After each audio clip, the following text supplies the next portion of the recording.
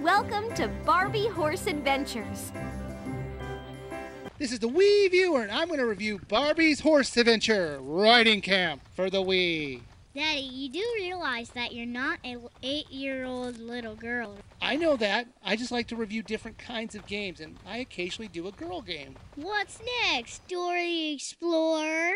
Look, I know it's weird of me to review this game because it's for little girls. So just sit back and enjoy the review, okay? Okay, I'll be watching. Now, before I start talking about the game, I think I want to make it clear to everyone who watches the Game Trailer's Top 10 videos that this is not the same game as the one on their Worst Games of All Time list. The game they were talking about was Barbie Horse Adventure Wild Horse Rescue. This is a sequel to that game. You play as Barbie, obviously, who comes to this ranch to learn how to ride a horse. This ranch is located on an island, and after you finish the tutorial, you're pretty much free to go wherever you want on the island. The island itself is quite large, and that's a little bit of a problem, since riding from one location to another just isn't fun, since normally it would take a few minutes to get to your next location. It's good that you don't have to stay on the path though, and you're free to use any path you want to get to your next location. So if you want to cut through a field and not follow their set pathway, you can do it, and I much appreciate that. The island's terrain is quite diverse. There are mountains to climb, trees to navigate through, and open fields to ride through. So if you would enjoy a game where you could freely ride your horse through an open area with a bunch of locations, then you might enjoy this game. Well, for an hour at least. After that, you'll have seen everything this game has to offer. The controls are simple. You whip your Wiimote to get your horse to start moving, and you press the down button to stop it. You tilt your Wiimote from side to side to turn your horse. It worked quite well. While you aren't on a horse, you use the D-pad to move Barbie around the area. But you know what's weird? Barbie also is controlled like a horse as well. You press the up button to start her up, and she'll start walking forward automatically. And use the right and left buttons to turn her, and the down button to stop her. It was a strange way to control a character, but I guess it works. The actual gameplay is based on a mission system. You talk to characters and they give you a simple mission to complete. Whether it's finding a certain number of items for them, racing against time, or just completing an errand for them, you'll find plenty to do. Unfortunately, if you're a little bit of an older player, you'll find it too simple to enjoy. There really is no challenge to this game, but since this is a Barbie game, that's not really a bad thing. This game is made for girls 5 to 8, and the objectives are simple enough for that age group.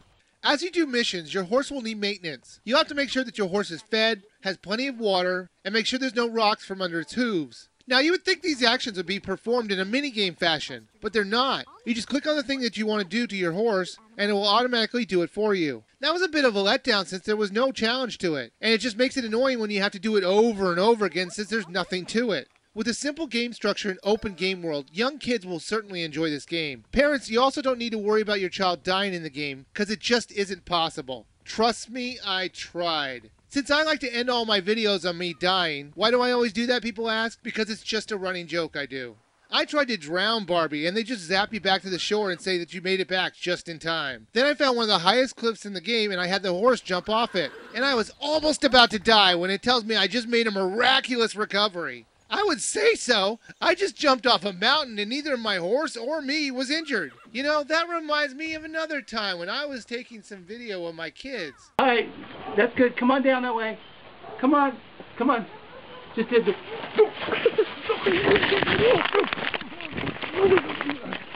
Whoa. Oh. Whoa.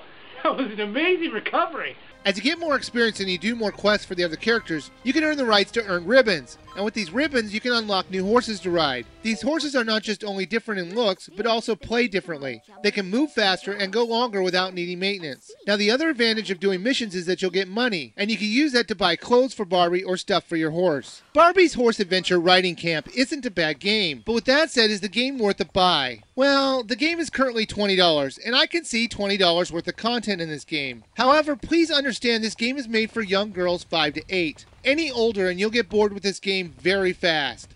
If you're looking for a game for a young girl as a gift, then they might enjoy this game. So I guess it's worth a buy under those conditions. Come on, you're not telling people to buy this game. Look, I know what you're saying, but you can even find this game even cheaper than $20. I saw it on sale for $12. Since the price is so cheap, I don't see any reason why you shouldn't just buy it instead of renting it. I don't care if it's $2. It's boring.